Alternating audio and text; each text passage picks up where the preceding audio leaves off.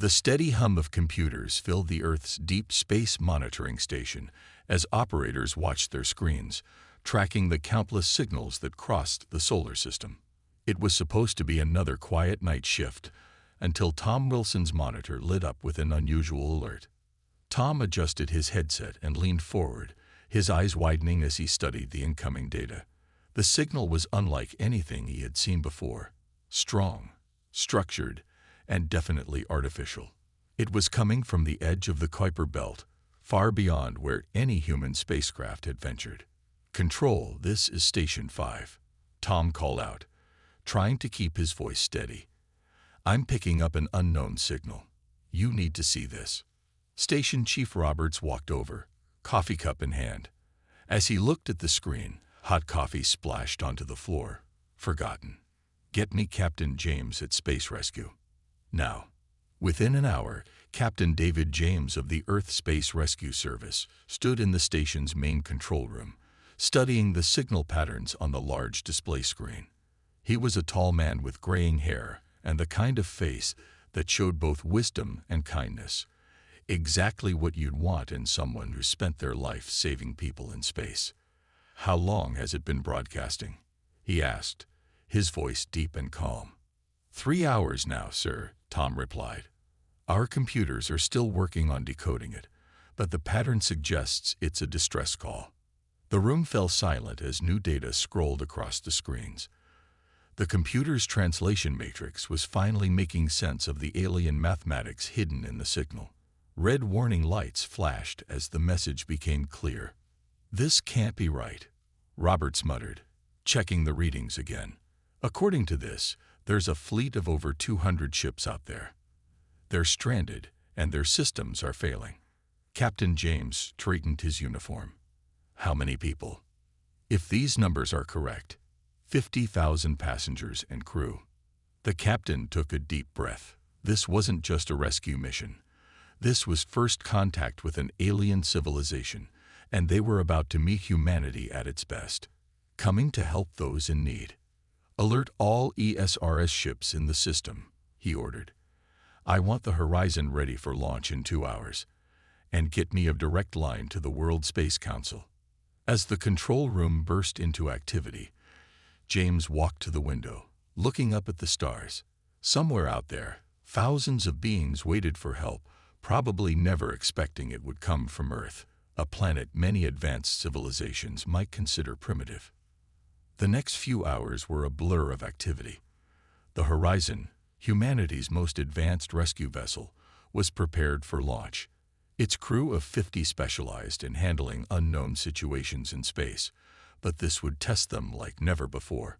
As Captain James walked through the ship's corridors toward the bridge, he could feel the excitement and tension in the air. Every crew member knew they were about to make history, but their focus remained on the mission. Saving lives. "All systems ready, Captain," First Officer Martinez reported as James took his command chair. "Engineering reports full power, and Medical Bay is prepared for possible alien physiology." "Very good," James nodded. "Send a message to the stranded fleet. Keep it simple. This is Captain James of the Earth Space Rescue Service. We received your distress call. We are coming to help. Please respond." The message was sent, translated into the mathematical language they had decoded from the original signal. Minutes passed like hours as they waited for a response. Finally, the communications officer spoke up. "Captain, we're receiving a reply." She paused, listening intently. They seemed surprised. "They're asking how a pre-FTL civilization picked up their distress call." A small smile crossed James's face. "Tell them we may surprise them in more ways than one. Helm, set course for the Kuiper Belt. Let's show our new friends what humanity can do." As the Horizon's engines powered up, James thought about the challenge ahead. This mission would either prove humanity's worth to the galactic community or show their limitations. But looking at his crew's determined faces, he knew one thing for certain. They would give it everything they had. "Take us out," he ordered. "Best speed to the rescue zone." The Horizon rose from Earth's orbit, its powerful engines glowing bright against the darkness of space. Humanity's first mission to rescue an alien civilization had begun, and the universe was about to learn an important lesson about underestimating the human spirit. After 3 days of travel, the horizon reached the edge of the Kuiper Belt. The sight that greeted them made even the most experienced crew members stop and stare. Hundreds of massive ships floated in the darkness, their sleek designs unlike anything humans had ever built. Their silver hulls stretched for kilometers, making the horizon look tiny in comparison. "Main screen on," Captain James ordered. "Let's get a better look at what we're dealing with." The view made everyone on the bridge gasp. The alien ships were beautiful, but clearly in trouble. Their engines were dark, and several vessels were slowly rotating, having lost stability control. Emergency lights flickered across their hulls, creating an eerie light show against the backdrop of space. "Captain," Martinez called out, "we're being hailed by their command ship." James straightened in his chair. This was the moment that would define humanity's first major contact with an advanced civilization.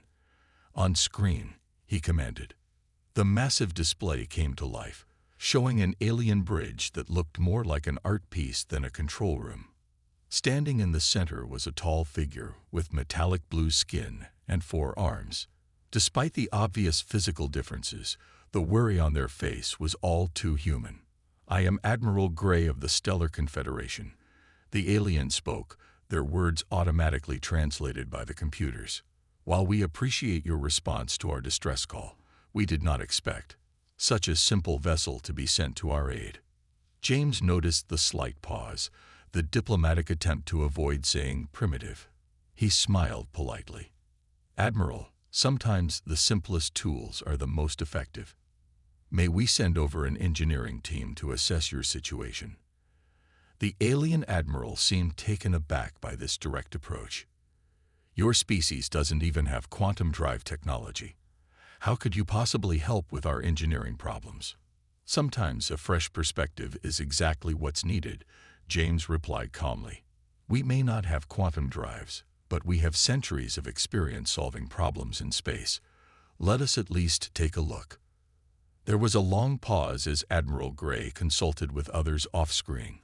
Finally, they nodded. "Very well. You may send over a small team. But be warned, our technology is very advanced. Please do not touch anything without permission." 2 hours later, the human engineering team boarded the alien flagship. Chief Engineer Bill and his team wore simple spacesuits, carrying basic diagnostic tools. The aliens watched with a mixture of curiosity and concern as the humans used what must have seemed like ancient equipment to them. Bill walked slowly around the massive quantum drive core, scanning with his handheld device. The aliens had expected him to be overwhelmed by their technology, but instead, he looked thoughtful. "Interesting," he muttered. "Captain, are you getting these readings?" "Clear as day, Bill." James's voice came through the comm. "What are you thinking?" "Well, it's advanced. No doubt about that. But engines are engines. They all follow the same basic laws of physics." Bill turned to Admiral Gray. "When did the problem start?" 3 weeks ago, Gray replied. "Our AI systems can't identify the cause. We've lost all quantum field stability." Bill nodded, continuing his scan. "And did you pass through any unusual areas of space before this happened?" "We encountered a dust cloud near the Orc cloud," one of the alien engineers offered. "But our shields were at full strength." "Dust cloud, you say?" Bill's face lit up. "Captain, I think I know what's wrong. It's not the quantum technology at all. It's something much more basic." Admiral Gray stepped forward, all 4 arms crossed. "Explain." "Your shields may stop big particles, but some of that dust was probably small enough to get through. Over time, it's contaminated your fuel intake system. It's like getting bad gas in a car. Doesn't matter how advanced the engine is if the fuel is dirty." The aliens looked at each other in confusion. Their AI systems were programmed to handle quantum mechanics and advanced physics, but this kind of simple mechanical problem hadn't been part of their calculations. Can you fix it? Admiral Gray asked, their tone now showing a hint of respect. Bill grinned. With your permission, we can start working on a filtration system right away.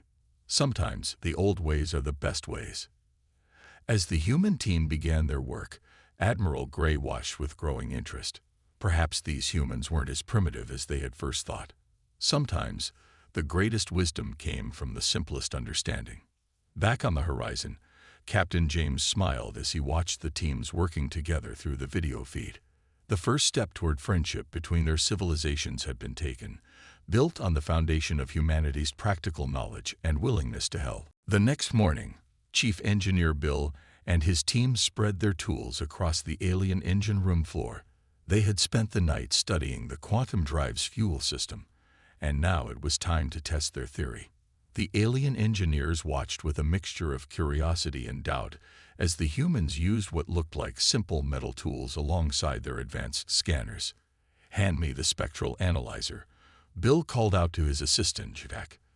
The small device looked like a child's toy compared to the alien technology surrounding them, but its readings were clear. Just as I thought. The contamination is worse than we expected. Admiral Gray walked in, their forearms clasped behind their back. Your Captain James tells me you have a solution in mind. Yes, sir, Bill replied, pointing to a holographic display he'd set up. The dust particles from that cloud you passed through. They're smaller than your shield filters were designed to catch. They'd been building up in your fuel intake system for weeks. He pressed a button, and the display showed a magnified view of the quantum fuel particles. Tiny specks of space dust were clearly visible, disrupting the perfect crystalline structure of the fuel. But our AI systems, one of the alien engineers started to protest. Your AI is programmed to look for complex problems, Bill interrupted gently. Sometimes the simplest problems are the hardest to see when you're too focused on the complicated stuff. The human team had already started assembling what looked like a massive filtration system. It was built from parts they'd brought from Earth, combined with some modified alien components. The design was simple, almost primitive by alien standards, but that was exactly what made it brilliant. The system will work in 2 stages, Bill explained, pointing to different parts of their construction. First, we'll clean the existing fuel supply using these magnetic filters. Then we'll install a new pre-filter system that can catch particles your shields miss. Admiral Gray studied the design with growing interest, and this will restore our quantum field stability. That's the theory, Bill nodded. We've tested it on a small scale in our lab overnight. Now we need to try it on one of your ships. The Admiral turned to their engineers. Prepare the scout ship for testing, if this works. It has to work, Bill said firmly. The principles are sound. Sometimes the best solutions are the ones that have worked for centuries. Over the next few hours, the human and alien engineers worked side by side. The aliens were surprised by how the humans approached problems. They didn't just rely on computers and simulations, but used their hands, basic tools, and what they called gut feelings. See this connection here? Bill showed a young alien engineer. You can feel when it's right. The vibration changes. The alien tried it, and their eyes widened in surprise when they felt the difference. As they worked, the aliens began to ask more questions about human engineering. They were amazed by stories of how Earth's engineers had solved problems in space with limited resources and basic tools. The humans, in turn, were fascinated by the elegant complexity of alien technology. Finally, after 6 hours of work, the system was ready for testing. Activating primary filtration sequence, Jack announced. The new system hummed to life, its simple design contrasting with the sleek alien technology around it. Everyone watched the monitors anxiously. The fuel quality indicators began to rise steadily. What had seemed impossible to the alien eye was being solved by a combination of basic physics and human ingenuity. Quantum field stability at 20%, 45%, 60%. An alien engineer called out. The numbers kept climbing until field stability at 98%. That's better than our normal operating levels. A cheer went up from both human and alien crews. Bill smiled as he watched the readings stabilize. Simple solutions to complex problems. That's the human way. Admiral Gray approached Bill. All four arms extended in what the humans had learned was a gesture of deep respect. We had forgotten that advanced technology does not always mean better solutions. Your people have taught us a valuable lesson. As the news spread through the fleet, Captain James received dozens of calls from other ship captains, all asking when their vessels could be fitted with the human-designed filtration system. The rescue mission had turned into something more. A chance for two civilizations to learn from each other. On the Horizon's bridge, James watched the scout ship power up its quantum drive for the first time in weeks. The ship's elegant form glowed with energy, proof that humanity's practical wisdom had a place even among the stars. The initial success with the scout ship had filled everyone with hope. But space had a way of testing even the best-laid plans. 3 days into the fleet-wide repairs, alarms blared across the alien command ship. All systems failing. The alien engineer shouted. The quantum drive's stable field collapsed, sending cascading failures through the test ship. Emergency lights flashed as the vessel's power levels dropped rapidly. Bill rushed to the control panel, his hands flying over the displays. This doesn't make sense. The filtration system was working perfectly. Admiral Gray watched with growing concern as more warning lights lit up across the board. The scout ship they'd repaired was now drifting powerless in space, its quantum drive completely dead. Perhaps your solution wasn't as effective as we thought, one of the alien officers said quietly. But Captain James, who had come over to observe the tests, noticed something odd on the main display. Bill, look at these energy readings. They're different from our previous tests. Something else is interfering with the drives. Bill studied the data streams carefully. The captain was right. There was an unusual pattern in the background radiation readings. He pulled up a map of their location in space, and suddenly his eyes widened. There. He pointed to a spot on the map. We didn't see it before because it was behind that dust cloud. There's a pulsar nearby, sending out regular bursts of radiation. The human and alien crews gathered around the display as Bill explained his discovery. The pulsar's radiation bursts were hitting the fleet every 4 hours, disrupting the newly stabilized quantum fields. That's why the first repair worked initially, Bill explained. We just got lucky with the timing. But now we know what we're really dealing with. Admiral Gray looked concerned. Can your filtration system be modified to handle this? Better than that, Bill replied, already sketching out a new design on his tablet. We can use the radiation to our advantage. Look here. If we adjust the filter's magnetic fields to pulse in sync with the pulsar, we can actually use its energy to help clean the fuel systems faster. The alien engineers studied his design with growing interest. One of them, who had been skeptical before, nodded slowly. The mathematics. They're beautiful in their simplicity. Over the next 12 hours, human and alien engineers worked together to modify the filtration system. The humans contributed their practical knowledge of radiation shielding, while the aliens provided insights into quantum field harmonics. Ready for second test, Bill announced. Everyone held their breath as they activated the modified system on the scout ship. The quantum drive hummed to life. They watched the monitors as the first radiation burst from the pulsar hit the ship. Instead of disrupting the fields, the energy was channeled through the new filtration system, actually boosting its effectiveness. Field stability at 100%, the alien engineer called out. Power levels rising. Quantum drive fully operational. The cheer that went up this time was even louder than before. Humans and aliens celebrated together, all previous doubts forgotten in the face of their shared success. I must admit, Admiral Gray said to Captain James, when your ship first arrived, I thought you would be of little help. I have never been so glad to be wrong. James smiled. The universe has a way of humbling all of us.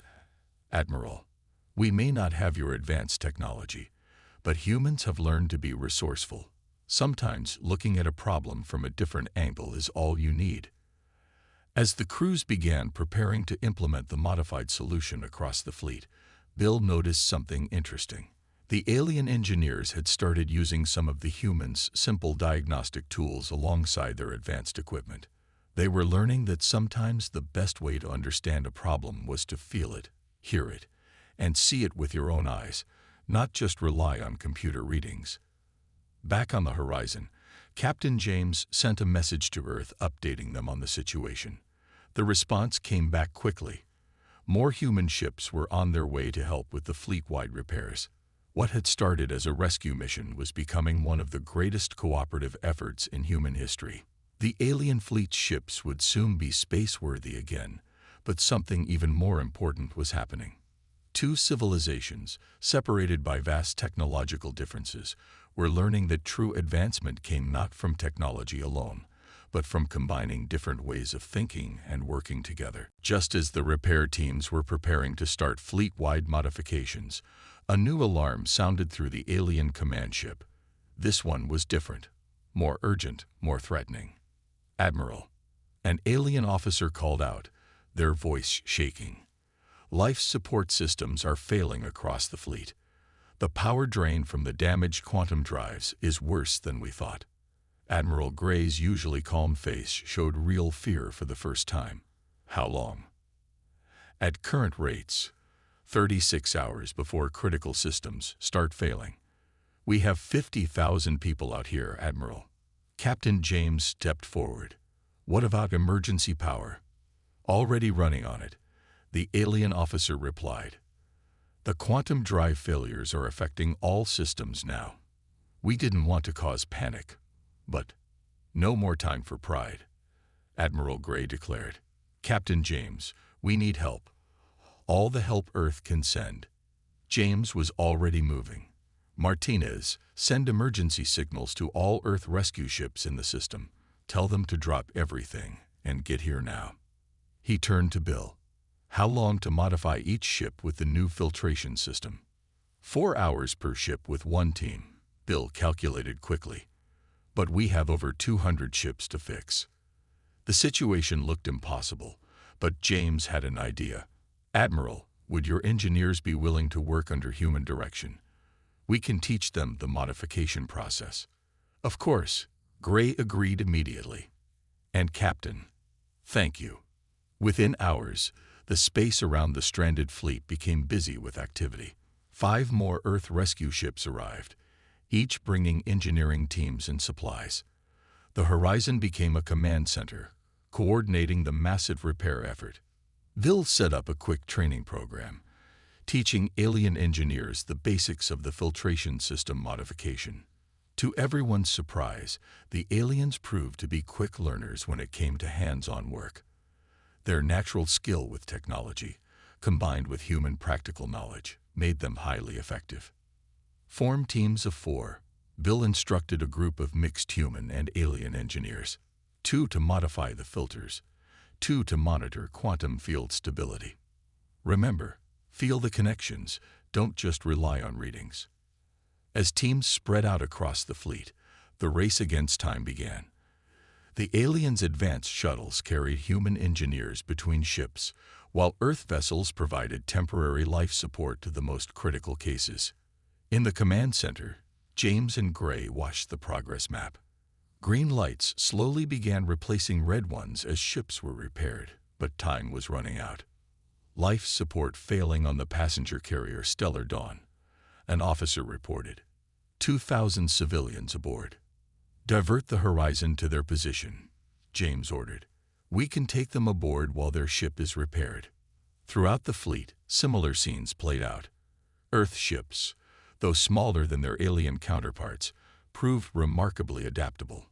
Their airlocks were modified to connect with alien vessels, allowing emergency evacuations when needed. Hour after hour, the repair teams worked without rest. Human engineers taught their alien counterparts to trust their instincts alongside their instruments. Alien crew members shared their knowledge of quantum systems, helping the humans work more efficiently. 24 hours remaining, Martinez announced. 60% of fleet repaired. The timeline was tight, but something remarkable was happening. The aliens, who had once looked down on human technology, were now working seamlessly with Earth's engineers. Every successful repair brought cheers from both species. "Admiral," an alien officer called out, "the passenger ship Star Walker is requesting permission to test their quantum drive." All eyes turned to the main screen as the massive ship powered up. The new filtration system glowed as it processed the quantum fuel, its field harmonizing perfectly with the pulsar's radiation. "Drive stable. Life support returning to normal." The report came back. A tired smile crossed Admiral Gray's face. "Perhaps the universe had a plan when it stranded us here. We needed to learn this lesson." James nodded. The best solutions often come from working together. Different perspectives, different approaches, but the same goal. As they watched more ships come back online, the mood in the command center lifted. They were going to make it. Humanity's first major contact with an advanced civilization would be remembered not for conflict or competition, but for cooperation and mutual respect. The next 12 hours would be crucial, but looking at the determined faces around him, human and alien alike, James knew they would succeed. In the vastness of space, they had found something more valuable than advanced technology. They had found friends. With 12 hours remaining before critical systems failure, the combined human and alien fleet launched their biggest push yet. Earth had sent every available rescue ship. 15 vessels now surrounded the alien fleet, their crews working tirelessly to save lives. "Status report," Captain James called out from the command center, his voice rough from too many hours without rest. Martins pulled up the latest numbers. 130 ships repaired, 75 still to go. 8 Earth vessels are providing temporary life support to critical ships. The Horizon is handling 3 passenger vessels simultaneously. Admiral Gray studied the tactical display, where red warning indicators still flashed across too many ships. "We're cutting it close, Captain." "Too close," James agreed. He pressed a button on his command console. "All teams, this is Captain James. We're entering the final phase. Remember your training, trust your instincts, and watch out for each other. We're not losing anyone today." Across the fleet, the scenes of cooperation were incredible. Human engineers worked side by side with alien technicians, their earlier cultural differences forgotten in the face of urgent need. The aliens had learned to trust human intuition, while the humans had mastered the basics of quantum technology. On one of the largest passenger ships, Bill led a mixed team through the repair process. "Watch the radiation pulse," he instructed a young alien engineer. "Feel how the drive vibrates. That's your sign to adjust the field strength." The alien's 4 hands moved across the controls with growing confidence. "I feel it. The harmonics are aligning." Similar breakthroughs were happening throughout the fleet. What had started as a desperate rescue mission had turned into the greatest teaching opportunity either civilization had ever experienced. "Emergency on Deck 4, came a sudden call from one of the critical ships. Life support failing in the children's quarter. Without hesitation, James directed the Horizon to the struggling vessel. The human ship's emergency docking system, initially designed for much smaller vessels, had been modified on the fly to handle the larger alien ships. "Prepare for emergency evacuation," James ordered. "Medical teams standing by." The sight that followed would be remembered for generations. Human crew members in environmental suits helped alien children through the emergency corridors. Despite their different appearances, the care and gentleness shown by the rescue teams needed no translation. "Young ones secured," Martins reported, relief clear in her voice. "Medical reports all stable." As hour after hour passed, more green lights appeared on the command center's display. The pulsar's radiation, once a threat, now powered their modified filtration systems perfectly. Ships that had been dead in space came back to life, their quantum drives humming with renewed energy. "Captain," Bill's voice came over the comm. "We'd found a way to speed up the process. The aliens' assembly drones. We've taught them to install the basic filter components. We're now completing repairs in under 3 hours per ship. This was the breakthrough they needed. The repair teams coordinated with the reprogrammed drones, multiplying their efficiency. Alien technology combined with human innovation was proving to be an unbeatable combination. With 6 hours remaining before the original deadline, Martina stood up at her station. "Captain, Admiral, last ship reporting in. The fleet, the entire fleet is repaired and stable." A moment of stunned silence fell over the command center, followed by an eruption of cheers. Humans and aliens embraced, their differences forgotten in the joy of success. Admiral Gray turned to Captain James, their eyes showing deep emotion. "When we sent that distress call, we expected to be rescued by another advanced civilization. Instead, we found something far more valuable, a species that reminded us what we have forgotten." James smiled. "And what's that, Admiral?" "That true advancement comes not from relying solely on technology, but from keeping our basic skills sharp and our minds open to new ideas." The Admiral drew themselves up formally. "The Stellar Confederation owes humanity a debt we can never repay." "No debt needed," James replied. "Just the knowledge that when different species work together, we can overcome any challenge." Looking out at the now healthy fleet, its ships glowing with restored power, James felt a deep sense of pride, not just in humanity's achievement, but in what both civilizations had accomplished together. As the Earth ships prepared to escort the alien fleet to safety, messages of gratitude poured in from every vessel. The stars seemed to shine brighter, witnesses to a moment when two civilizations had bridged the gap between them and found strength in their differences. 1 week after the successful rescue operation, the combined fleet approached Earth's orbit. The sight was breathtaking. Over 200 alien ships, their quantum drives now functioning perfectly, escorted by Earth's rescue vessels. Their massive silver hulls caught the sunlight, creating a spectacular light show visible from the planet's surface. In the Horizon's observation deck, Captain James stood with Admiral Gray, watching Earth grow larger in the viewport. The space around their planet was busier than ever, with ships from both civilizations working together to coordinate the fleet's arrival. "Your world is beautiful," Admiral Gray said, their voice soft with wonder. "To think we once considered Earth a backwater planet, too primitive to be of interest. How wrong we were." James smiled. "Sometimes the best surprises come in unexpected packages. Speaking of which, how are your engineers doing with their new training?" "Remarkably well," Gray replied. "They've started teaching each other what they learned from your crews, how to feel the machines, how to think through problems without relying solely on computers. It's revolutionizing how we approach maintenance." The command center buzzed with activity as final arrangements were made. Earth's governments had agreed to host the alien fleet while they made final checks and repairs.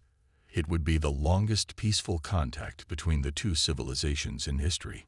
"Message from Earth Command," Martins announced. "The Stellar Confederation representatives have arrived for the ceremony." The ceremony was held in Earth's largest space station, with representatives from both civilizations gathered in the main hall. The station's windows offered a perfect view of the rescued fleet against Earth's blue backdrop. Bill, now wearing a formal uniform instead of his usual work clothes, stood with his engineering team. They had spent the past week documenting their repair methods, creating manuals that combined human practical knowledge with alien quantum technology. The leader of the Stellar Confederation, a dignified figure with shimmering silver skin, stepped forward to address the gathering. "What happened here goes beyond a simple rescue mission. It has shown us that true advancement comes not from technology alone, but from combining different ways of thinking." They turned to face the human representatives. "Therefore, we extend an official invitation to Earth to join the Stellar Confederation, not as a junior member, but as a full partner. Your practical wisdom and innovative thinking are exactly what our civilization needs." The announcement was met with applause from both humans and aliens, but the Confederation leader wasn't finished. "Additionally, we propose the creation of a new engineering exchange program. Human engineers will teach our people their practical methods, while we share our advanced technology. Together, we will create something greater than either of us could achieve alone. Captain James watched as Bill was called forward to receive a special commendation. The chief engineer looked embarrassed by the attention, but proud of what his team had accomplished. "You know," Admiral Gray said quietly to James, "when we were stranded, our AI systems calculated a 98% chance that we would fail to find help in this sector. They didn't have a way to calculate human determination and creativity." "Maybe that's something else we can teach you," James replied with a smile. "Sometimes the best solutions can't be calculated. They have to be discovered through trying, failing, and trying again." As the ceremony concluded, crews from both civilizations mingled freely, sharing stories and making plans for future cooperation. The human engineers who had led the rescue were already discussing improvements to the filtration system, while alien technicians eagerly shared their knowledge of quantum mechanics. Looking out at Earth shining below, James felt a sense of pride not just in humanity's achievement, but in what it represented. They had proved that despite vast differences in technology and culture, the ability to work together, to think creatively, and to care for others were universal values. Ready to head back to the horizon, Martine asked, approaching her captain. James took one last look at the gathered crowd, humans and aliens together, no longer separated by their differences, but united by their shared experience. "Yes," he said, "but this isn't an ending. It's just the beginning of something much bigger." As if to emphasize his words, a group of alien ships performed a ceremonial flyby, their quantum drives glowing with perfectly stable fields, a testament to what could be achieved when different civilizations work together, each bringing their own strengths to create something greater than the sum of their parts. The stars above seemed to shine brighter, welcoming humanity to a new chapter in their journey among them.